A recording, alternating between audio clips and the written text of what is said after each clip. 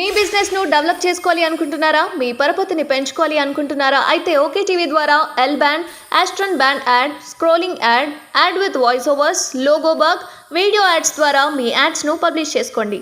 సంప్రదించవలసిన phone number 8520917933. Revanth రెడ్డిని కూడా మీ పార్టీలకే చేర్చుకోబోతున్నారు లోక్సభ ఎన్నికలై. రేవంత్ రెడ్డికి నాకేం సంబంధం? పార్టీకి ఏం సంబంధం? ఆయన కాంగ్రెస్ పార్టీ పిసిసి అధ్యక్షుడు, ఆయనకు మాకేం సంబంధం ఉంటుంది? మేము చాలా మంది ఉన్నాం కదా ఈ ప్రాంతంలో, మాకేం అవసరం ఉంది? ఏం లేదు.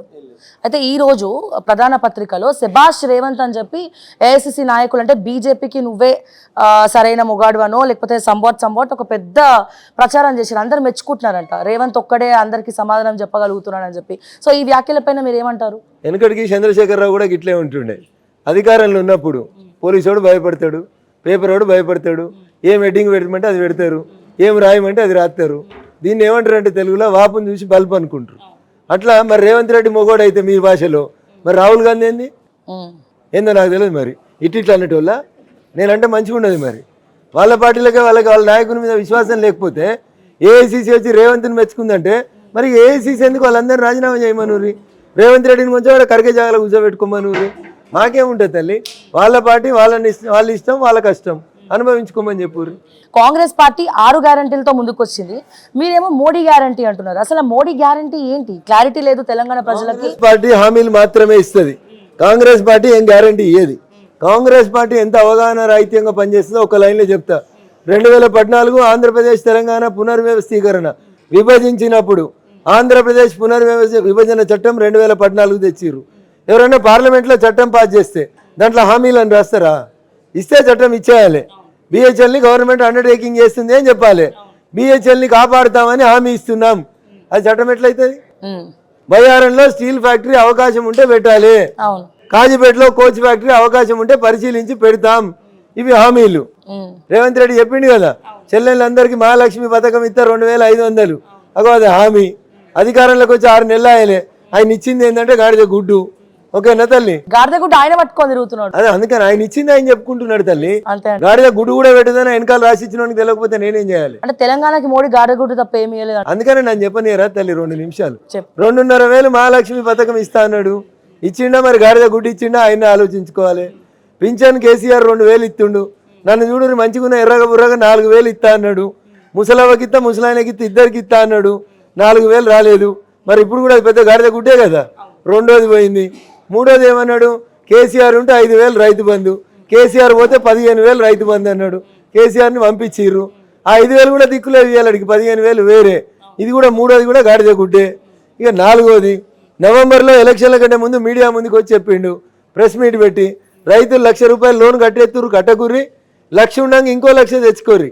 2 లక్షలు డిసెంబర్ 9వ తారీఖు రోజు నేను ముఖ్యమంత్రిగా ప్రమాణం చేస్తే తెల్లారే నేను ఆ లోన్ మాఫీ చేస్తా అన్నాడు. ఇవాళ దాకా ఒకరికి లోన్ 1,00,000 మాఫీ కాలే, 2 లక్షలు మాఫీ కాలే. ఇగో ఇది కూడా నిన్న రేవంత్ చూపెట్టిన పెద్ద గాడిద గుడ్డని ఆయనే చూపెడతా ఉన్నాడు. వీడికి 4 అయినాయి, ఇంకేమున్నాయి తల్లి? 6 ఇంకా 2 చెప్పాలనా? ఉద్యమకారులు అది పోదాం, ఇంకా గంత దాకా ఎందుకు పోతాం? ఆయననే ఉద్యమకారుడు కాదు, ఆయననే ఉద్యమకారుల మీకు తుపాకులు ఎత్తుకొని వచ్చినోడు. ఆయనేం జై తెలంగాణ అంటాడు, ఆయన నై తెలంగాణ అన్నాడు. ఆయనకేం తెలుసు? అది అవి కాదు విషయాలు. హామీల విషయానికి కాంగ్రెస్ ఉంటుంది, గ్యారంటీ విషయానికి మేము ఉంటాం. మేము మా మేనిఫెస్టోలో చెప్పినాం, ఆర్టికల్ 370 రద్దు చేస్తామని చెప్పినాం. చేసినామా చేయలేదా? రాముని గుడి కట్టిస్తామని చెప్పినాం, కట్టించినామా కట్టియలేదా? ముస్లిం మహిళలు ట్రిపుల్ తలాక్ పేరు మీద ఇబ్బందులకు గురవుతుర్రు. మా ముస్లిం జనాభాలో వాళ్ళు సగం ఉన్నారు, వాళ్ళని కాపాడాలనుకున్నాం. ట్రిపుల్ తలాక్ చట్టాన్ని రద్దు చేసినామా చేయలేదా?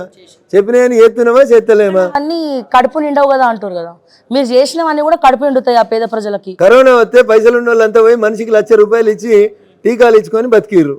గరీబానికి టీకాలే, ఊరు చుట్టూ కంచేసుకొని అన్నమో రామచంద్ర అని దేవునికి దండం పెట్టి బతికితే ఒక్కళ్ళ దగ్గర 1 పైసా తీసుకోకుండా ఈ దేశంలో ఉన్న ప్రతి ఒక్కరికి, పైసలు ఉన్న కాకుండా పేదోళ్ళందరికీ 1 పైసా తీసుకోకుండా మనిషికి 2 టీకాలు ఇచ్చినాం, ప్రాణం కాపాడినామా? తర్వాత కరోనా తగ్గిపోయినాక కూడా అన్న మా కాళ్ళు నొత్తున్నాయి, చేతులు నొత్తున్నాయి, వెనకడికి పనిచేసినట్టు పనిచేయడం వస్తలేదంటే ప్రతి మనిషికి 5 కిలోల బియ్యం 80 కోట్ల మంది భారతీయులకి 3 సంవత్సరాల నుంచి ఇస్తున్నాం.